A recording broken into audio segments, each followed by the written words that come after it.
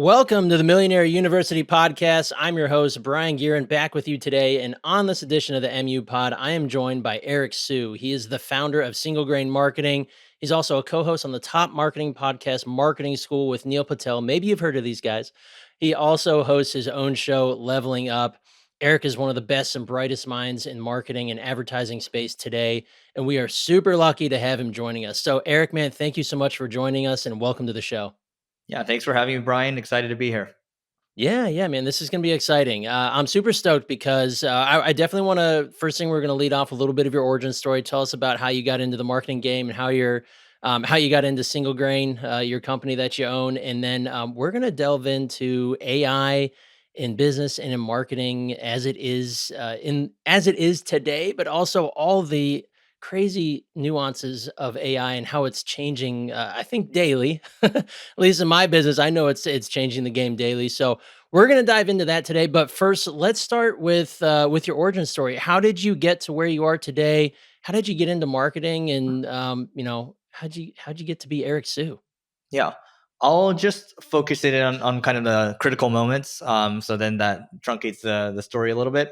Sure. But Single Grain, I actually acquired this agency. So it was a failing SEO agency when I was about 27 years old.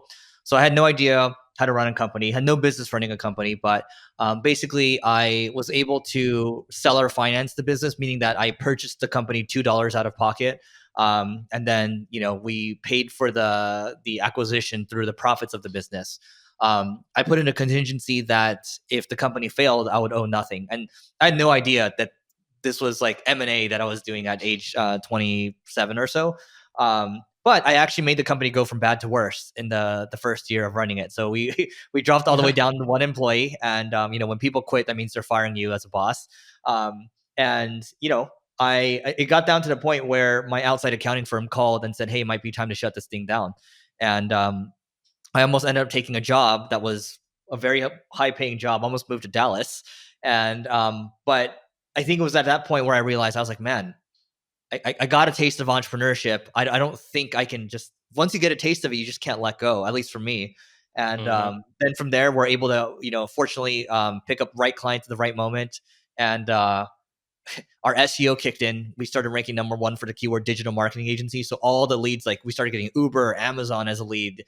And then we were able to hire more and more great people. So then it started compounding from there. And then that's how we grew to where we were. And then there's some more speed bumps along the way that I'm happy to talk about. But we did some more acquisitions, a while back. And, now we are where we are today with Single Grain. And, we're very focused on building a great agency, but also building great products with the software that we have. And you said so some of your clients that came across the board, Amazon, Uber. I know if checking out your website, you guys have a handful of other large ones. What do you guys focus on specifically? You mentioned SEO, but you handle their SEO, CRO. What all does Single Grain handle? Yeah. So the easiest way to think about it is performance marketing agency. And to be clear, I think this model is dying and will be dead, which I can elaborate on in the near future, or Yes. for this podcast. But uh, we, your question was around what do we do to get them? Was that what services? Sorry. Yeah. So What service you provide? SEO, paid media, analytics, conversion rate optimization, and creative. Okay, very cool. So basically, these companies are coming to you because they need to be ranking higher organically. They need help with their paid. So probably talking more specifically Google Ads at a minimum, right? Yeah. And then their conversion rate optimization on their website, and then their Mhm. creative. That's correct. Okay, very cool. So you mentioned that you said this model is dying. I'm gonna have to have you elaborate on that one. Yeah, so I believe the future of business is small teams, big businesses. So this is happening real time now. There's a AI coding editor called Cursor, and then Cursor, they're doing 100 million now. They have 20 employees, and it only took them a couple months to get there. 11 labs, I think they're around for less than a year or so. They're at $100 million run rate. There's a handful of these. So I believe that given the advent of AI, when my engineers use Cursor, they're 5 times faster. We're going to add another one that will make them another 5 times faster. So we're seeing the cost of intelligence drop by a lot. And I believe that these agencies, these holding companies that have tens of thousands of people, that model will be broken because the way was to throw problems at the people or throw people at the problems before. and they would sign these large contracts, and these companies would sign these large contracts because they want to de-risk themselves and they want to have lots of employees, lots of redundancies, right? But I think that's going to change now, where instead of going to buy talent, human talent, you're still buying human talent, but you're going to be paying a lot more for GPUs or compute. Um, and those costs are just going to continue to come down. So I'll give you kind of very high level philosophy, and then I'll turn it back over to you. But if you think about who do you think is the most talented entrepreneur right now? Well, Elon Musk seems to be up Okay. there. Let's use Elon Musk. Okay. So you love him or hate him, Elon Musk, he's created a lot of value. I believe you believe in this world. And Correct. so imagine if you could make 1,000 copies of Elon Musk. And not only do you have 1,000 copies of him, all 1,000 of these are like Teslas, where they're pulling in self driving data from around the world and they're constantly training on that. All 1,000 of these copies are merged together. Okay. Not only that, you can scale the power of these, you can add more if you want by just adding more compute. If you're a Tesla shareholder or a SpaceX shareholder, why in the world would you not do this? Why would you not take all of the money that you can to get more Elon Musks, right? That is the world that we're going into. Those are going to be the firms of the future. So when I say small team, big businesses, Brien, you're going to be able to clone yourself 1,000 times. I'm going to clone myself 1,000 times. And I believe that we're still going to be working with the best of the best humans, and then maybe the rest are, people like to use the word agents, you could call them virtual employees. I think that's the world that we're going into in the next decade. I think in the next 5 to 10 years there's going to be job displacement, but I think overall long term we're all going to be okay.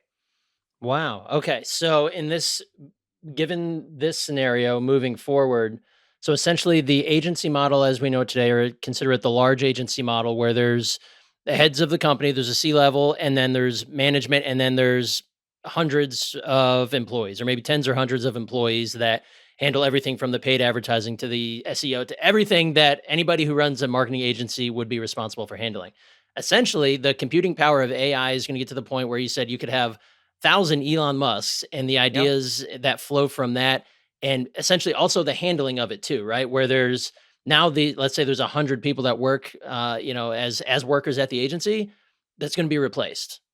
Yeah, I think that's where things are going. And I'll tell you this: what's not being said behind this, well, this is being said behind the scenes. What's not being said in public is, I have a lot of friends. Like some of them have thousands of employees, and they're letting regular attrition drop off, meaning that they'll let people. Like you're going to see attrition every year. People are going to quit, right? They're just not replacing those people, and they're not saying it publicly because you don't want to sound the alarm for people. The other thing is, I have another friend. He has an AI committee, and he bonuses that team for firing people, to find efficiencies in AI and to fire people, right? And that sounds pretty crude, but if he's trying to optimize costs, and like that is business at the end of the day, that's his argument, right? Now, again, that's not something he can say in public, but like if this is happening, it it's on us to kind of educate the world that this is happening, and I'd rather us get ahead of the curve than to be behind the curve. And so just to wrap this, you think about SEO. I interviewed someone last week, and I asked her where she thinks website traffic is going. She's like, website traffic is going to be like going to your grandma's house and looking at all her encyclopedias that are collecting dust. It's just not going to happen anymore. There's no need. Why would you need to go to a website in the future, right? So, Mhm. SEO is my background. SEOs, we know it's going to change. Everything we know it's going to change, and so that's why I think the future is going to be, it's going to be different, but it's going to be exciting. Yeah, and I can tell you as an agency owner myself, I implemented a piece of AI in my business where we handle typically smaller service-based companies that are in the 1 to 10 million ARR range. And for when AI came on the scene, I was kind of nervous, but I was like, there's something here, I don't know what. But then I came upon an AI software that allowed us to manage Google Business Profiles at just an incredibly more impactful way than I could with my team alone, just in saving us time and overhead and allowing me to offer it at a more affordable rate Yep. to more people. It's completely changed my business in just one single aspect of it because of everything that this AI can do with these Google profiles, which also Google trending towards wanting to have zero click through conversions, right? Where you said the websites are going to eventually they're going to become obsolete in some form or fashion. Mhm. We're already seeing that with Google. Like they are putting so much emphasis just on the Google profile for smaller local service businesses that it's absolutely insane. So I can attest to that. It's made a huge difference in my business as well as for those that we serve, and it's all being powered by AI. Yep. Yeah. It's and then pretty soon we'll no longer be talking about AI just because it's integrated into our world. But Yeah, it's good times. Embrace it or get replaced. Exactly, right? And it's, as we see, whether at a macro level across the country and across the world, a lot of people are fighting it. And as with any change, if throughout any modern society, you've got to adapt or you've got to die, to be, use a lesser term. But it's where I feel like we're at that point, and eventually people are going to start realizing it. And us in the business world, we already realize it. Some of us already, both of us included, are using it to our advantage. Those who don't use it are going to be left behind. So this segues perfectly into our discussion about AI as it stands in business and in marketing in general today. What do you see outside of, as we related it to specifically the agency model? What else is AI doing in marketing right now, more specifically in marketing, or we can talk about business in general, but what is it doing right now that is maybe another example that is completely upending the game where the general public just hasn't realized it yet? Yeah. So here's a simple example. We have these AI avatars using. There's HeyGen that helps you make avatars. There's 11 Labs that will clone your voice. And what's cool is OpenAI has a tasks feature that I ask it to come up with the 10 latest marketing news each day, for example, and give me a 60-second script on the top three. Well, now you have a script. Then it goes into HeyGen. HeyGen pulls from your voice and it uses that script and makes an avatar of you. Then you plug it into Opus. Opus will then make B-roll. And then you can have Chat GPT operator running all of this, right? And so what I'm saying, this flow I'm talking about here is your AI avatars talking about the latest news. There's a guy I know, his name's Rowan Chung, and he added about 100,000 Instagram followers from a brand new account, and 8 million views and thousands of emails in a week. And he used ManyChat to collect those emails on Instagram. And so I think we're going to see a lot more AI avatars. We're going to see a lot more AI ads, UGC ads. I have one of my friends, he gets like leads for $1.50 or so just running Facebook ads using AI avatars. So I think we're going to see a lot more of those. There's AI influencers. There's one that's making $10 million a year supposedly right now. And so I think we're going to get a lot more sophisticated with content creation. But what's more exciting to me as a business owner is when you think about ChatGPT's O1, their O1 Pro, their top model right now. If you wanted to pay for inputs right now, it would be $15, right? For I think it's 1 million tokens or something like that. If you paid for the Chinese version, DeepSeek, the open source version, it's 55 cents, right? So 90+% decrease in cost. And DeepSeek says their costs are going to come down another 5x. And so for me, when I talk to my CTO, we think about what products can we build. So we have a product right now called Carrot, which does personalized, scalable LinkedIn ads, which nobody else can do right now. LinkedIn themselves has said that, right? And so, but it's like, okay, well, we're going to build this product and we're going to build a lot faster. What parts, what features can we give away for free to collect more leads?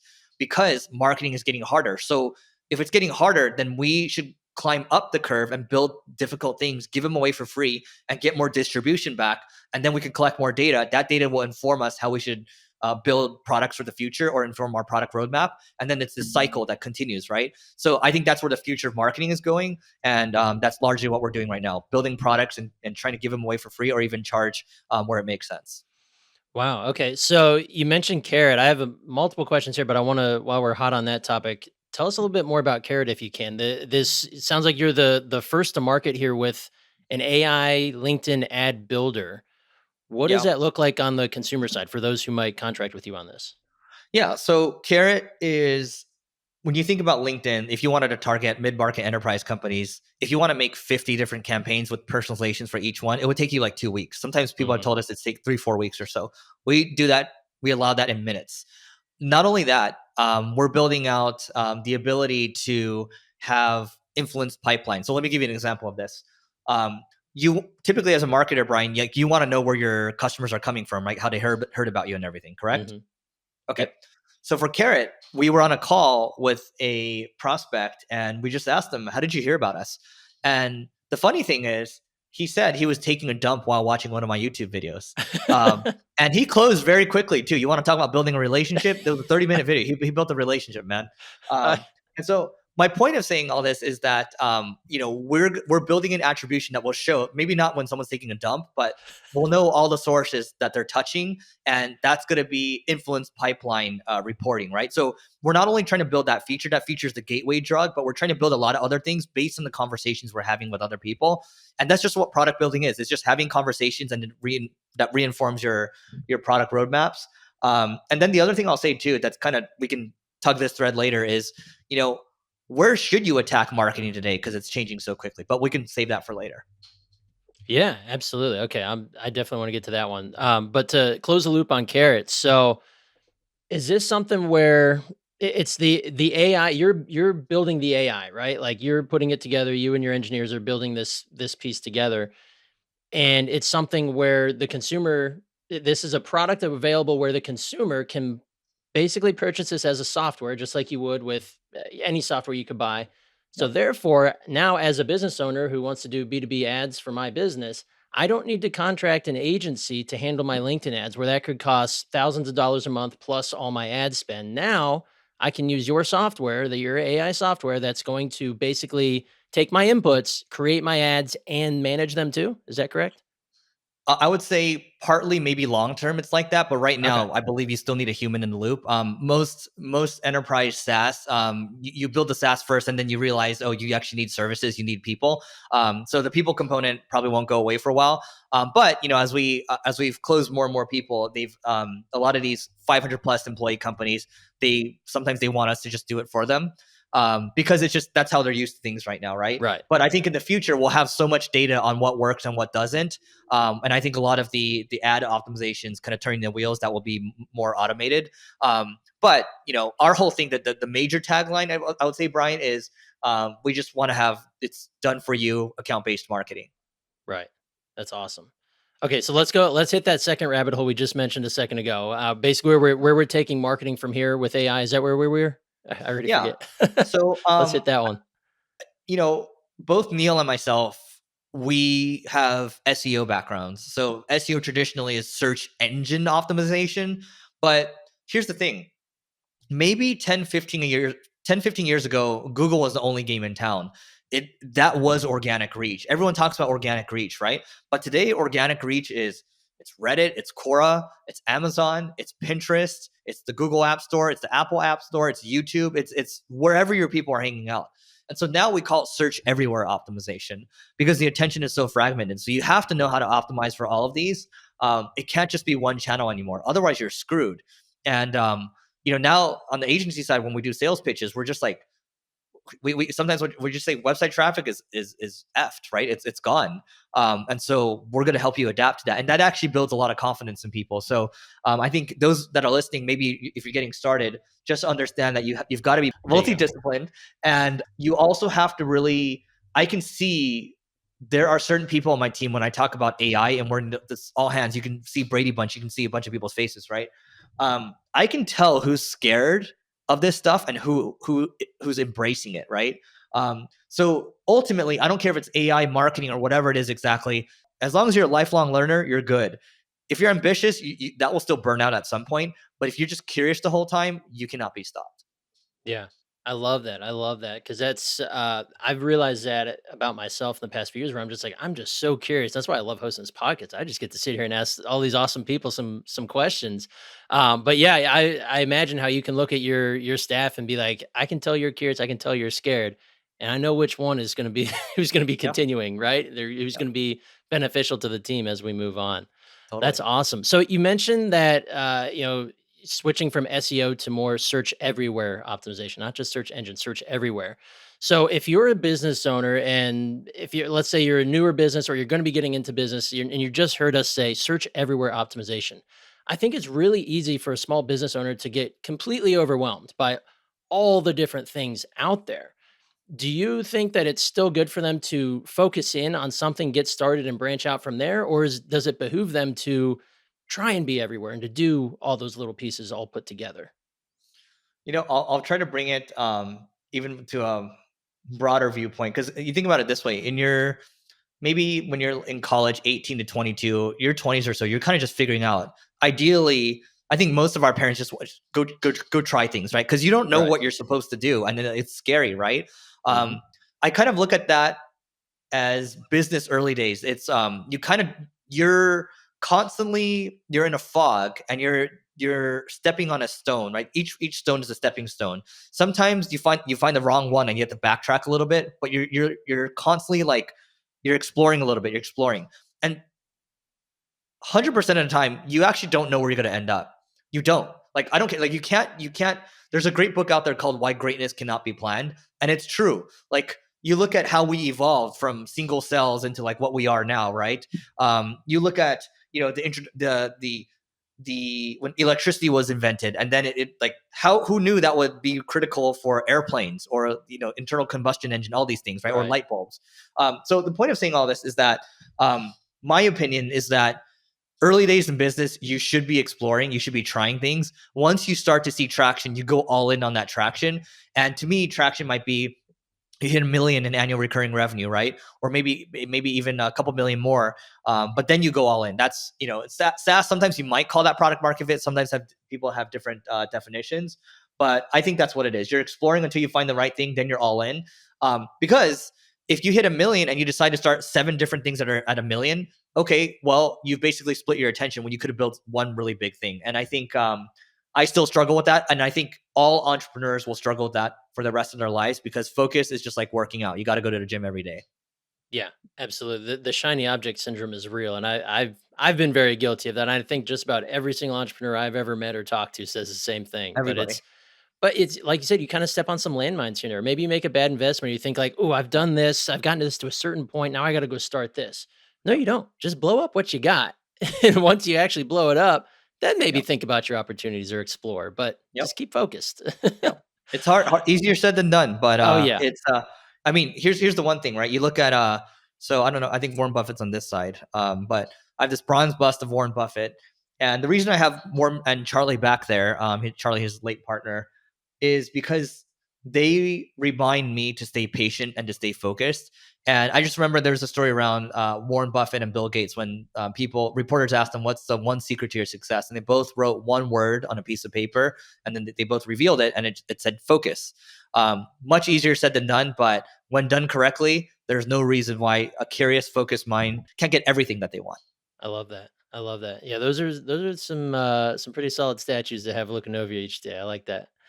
So with AI in SEO, I'm gonna call it search everywhere optimization now. I love that. Um, how is AI upending that? Is there maybe whether it's we're talking at the agency level or at if you're a business owner and you feel like you need to level up your SEO, is AI involved already in creating massive differences? I know at a certain level where I use it, I know it is, but when it comes to maybe at your agency level, is AI completely changing the game with SEO, or is that where has it is it just in this process to where you like we're saying websites are on their way to becoming obsolete? What does that mean for SEO? Yeah, it's in process of being changed right now. So for us, we still, even though we know website traffic is dying, it doesn't mean we're not going to milk all the traffic that we can get right now.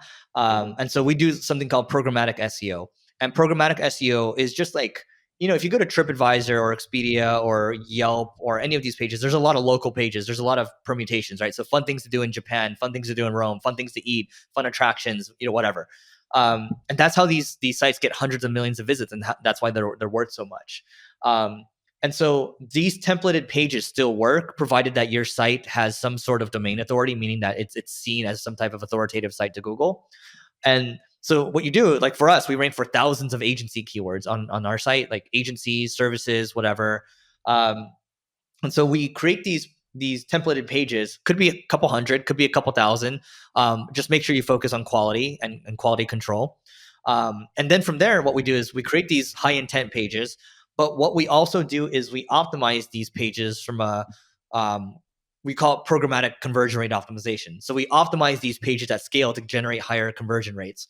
So that's what works for us right now. And we're still continuing to produce, I would say, AI plus human content. So we don't go pure AI because it just doesn't perform as well right now. We go human plus AI to with the human fulfilling the last mile. So that's how we do SEO today, at least for website SEO. And it still works, but just expect it to keep declining. It doesn't make sense just because it's declining right now. If it's declining slowly, you keep doing it. But if it declined to zero, like yesterday, then yeah, we'd probably stop. Right, right. So you said you're combining AI with the human element in terms of your content. What is this? What are the mediums of your content? Is it your blog? Is it video? What does all that look like? Yeah. So a lot of it's blog. So we take transcripts from the marketing school podcast because Neil and I will typically talk about the new things there and we'll try to make them into blog posts. Those are AI assisted pieces. We'll do the programmatic content as well. Not as much now because we've nailed the pages that we want. We're more focused on improving the quality of those pages now, deleting content, internal links, things like that. And then, with my YouTube channel, I'm putting a lot more effort on my YouTube channel now. And so we're trying to aim for, call it 500,000 long form views per month. And maybe we can go even higher than that. But the YouTube's been good to us. We just need to put more time towards it. And I would say from like a more traditional SEO standpoint, it would be those. And obviously with search everywhere, we are looking at the Quoras, the Reddits of the world where it makes sense. Or, to me, you can still search on LinkedIn. Like LinkedIn organic reach is very strong. So, and same thing with X too. So yeah, it's to us right now, it's more of our organic strategy is organic social plus SEO. That's all. You mentioned with like Quora and Reddit. What are you doing with those types of platforms with your SEO? Like, how does that work? Yeah. So for Quora and Reddit, where it makes sense, if someone's asking, so I'll back up and give you an example from a while back. I remember I had answered a question on Quora, and that actually led to a $30,000 a month contract on the SEO side. So just answering questions where it makes sense, or linking to videos where we answered a question, or maybe just taking that transcript using Gemini and then answering it on Quora. That could be another example. But just trying to be there to solve people's problems. And by the way, like these are things that you can automate using ChatGPT Operator. Wow. Okay. So I think that's something that a lot of people may not have considered is the fact that the Google's the search engines are going to pick up on your posts, your answers, the videos you put there, and they're going to pair them to you, right? Like you're going to get credit for this, and you're just honestly being out there helping people solve their problems, Yep. and it's all going to lead back to you. Yeah, that's incredible. I think that's a hot tip for anybody listening. And it goes back to just, SEO is solid content and trying to solve a person's problem, right? Like if you get it down to its core, you could probably explain it a little better than me, but if you're just out there with the intent to help somebody, then it's going to help your SEO at some point. Yeah. And by the way, that's just business 101. Just help others get Right. what they want. You'll get whatever you want. Right. So, Right. yep. Someone tells you they have a problem, you happen to have the solution. If you don't tell them, now you've done them a disservice, right? It's Yep. real basic. Okay. So when it comes to video, so I'm really interested. You guys have an awesome YouTube channel and you put the podcasts on YouTube. Um, how does that play in with, I mean, I guess part of the gig here is creating the content. And then is there anything that you see with AI that would, I don't know, replace or enhance the content that you create in terms of you doing it? Or is it like, I think we've had questions from listeners who are asking if the a lot of people have trouble creating their own content. Or I don't like calling it creating content. It's just documenting what you're doing and sharing it with people. But some people think that AI is going to come and replace us or make their life a million times easier. Where now I don't have to tell anybody about anything. It's just going to do it for me. It's not necessarily true, is it? You got to be doing your thing. Well, I think this is why you have to be curious. I mean, the Hmm. ones that are going to be ahead of the curve are constantly learning new things, and the AI is going to train off that data. And I think eventually we'll see AIs know how to be creative for themselves, and they'll probably be a lot faster than us, and maybe they'll just be our overseers. But at least the next couple of years or so, we're still the ones that are driving the creativity. And so I think when I look at tools like Overlap, for example, Overlap, what it'll do is it'll take a look at your YouTube channel, it'll watch all the videos, and it will find the right moments that are good for short form, for mid form, for long form, and then you can take those and then you can you've already saved a ton of time not having to find those clips. It's come up with the clips, and then it'll even give you the captions, and then you can take those captions, and then you can take time yourself. I don't know, maybe you have like a little little one of these I, I forgot what are these called again. What are those called? It's a sand. God, what? I can't remember It's too. bugging me that I don't It's like remember when what you're it's playing called. those little Anyway, board games. It's got the sand on the top, and then for those of you listening, you tip it over, and the sand goes through it. yeah, That's can't gonna believe we bother both me, man. forgot, I can't think but of it's it either. okay. It's okay. We'll figure it out after. Yeah. But my point is, you take one of those out, or I have a small one over here too.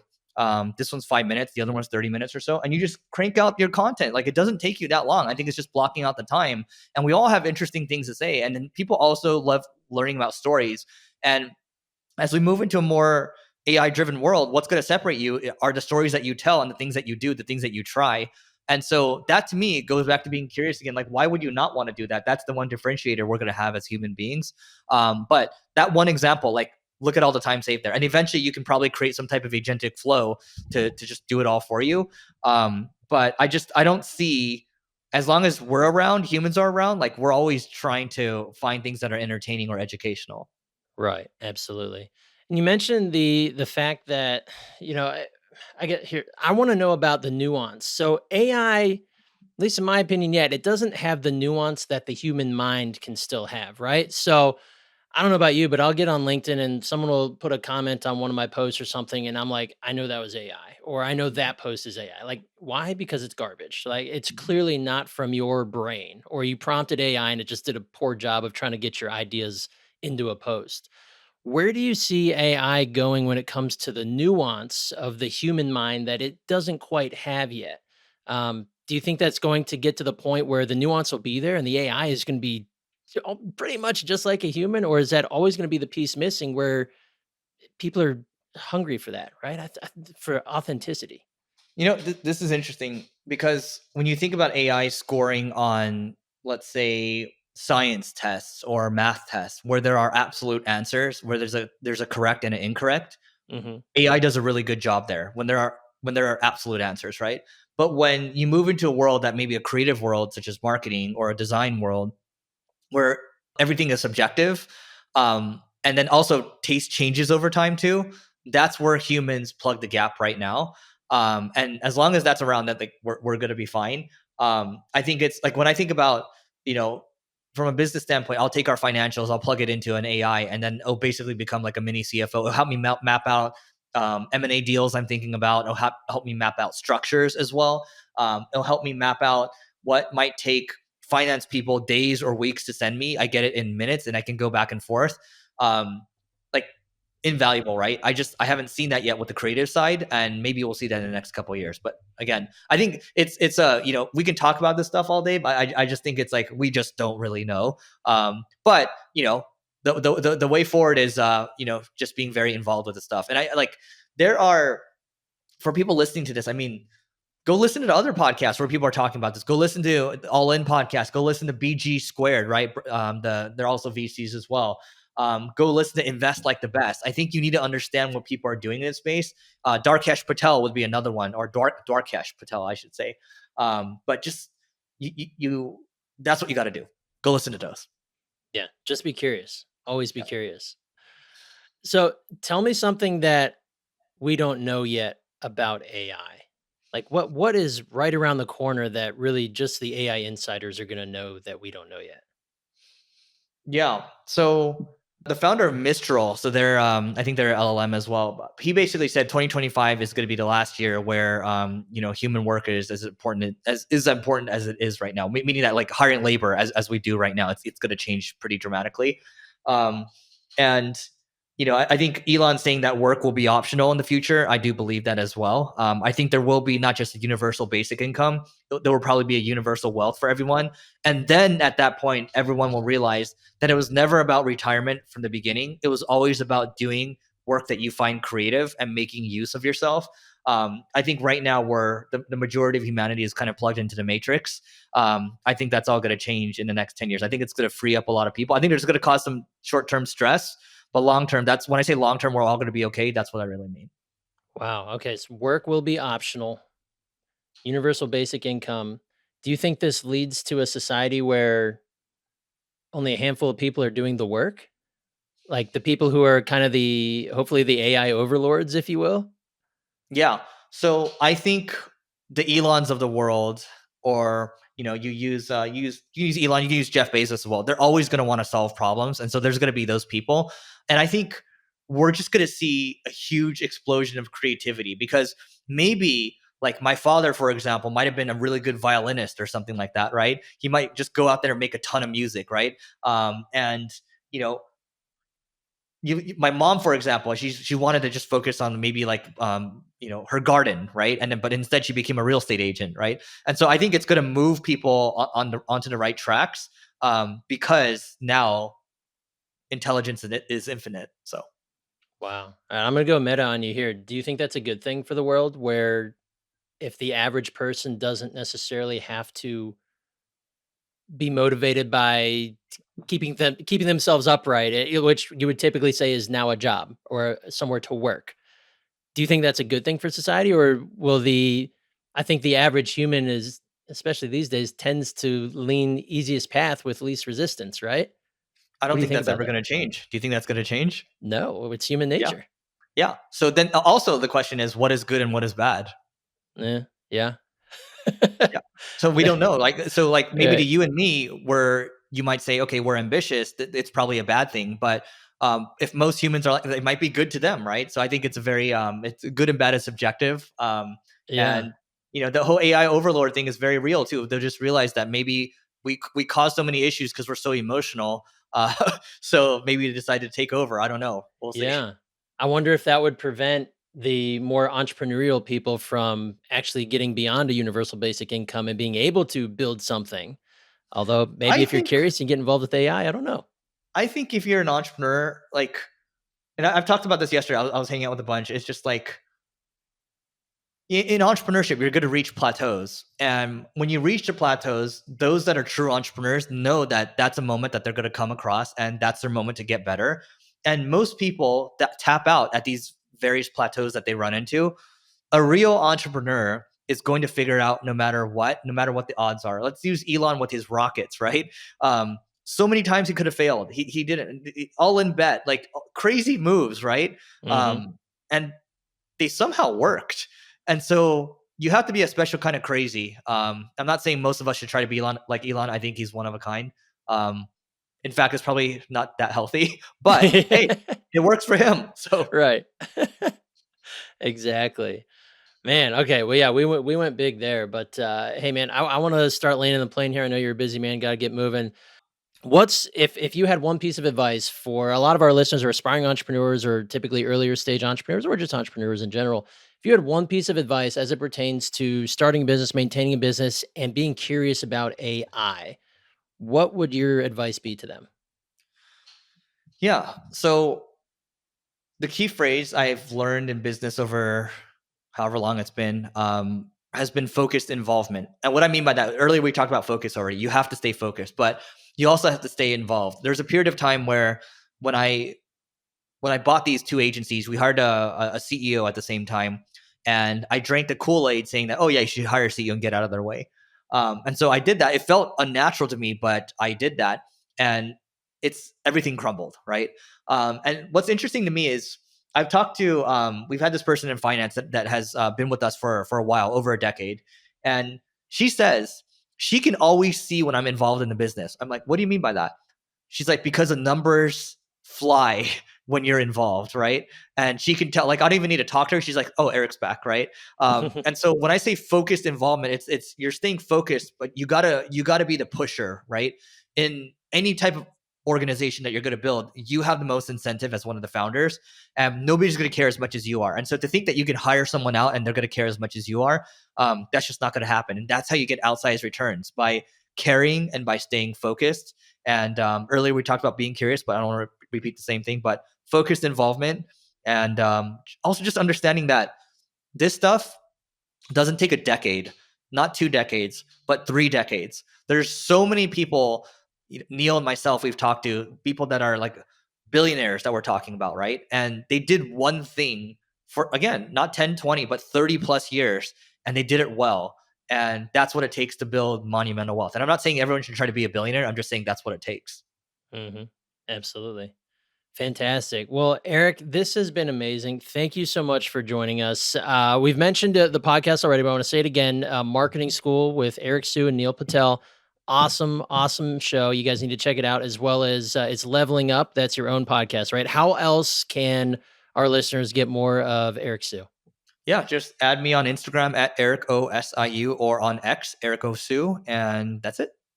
Awesome. Fantastic. Well, Eric, again, this has been such a pleasure. Thank you so much for joining us and sharing your knowledge today. Thanks for having me, Brian. All right.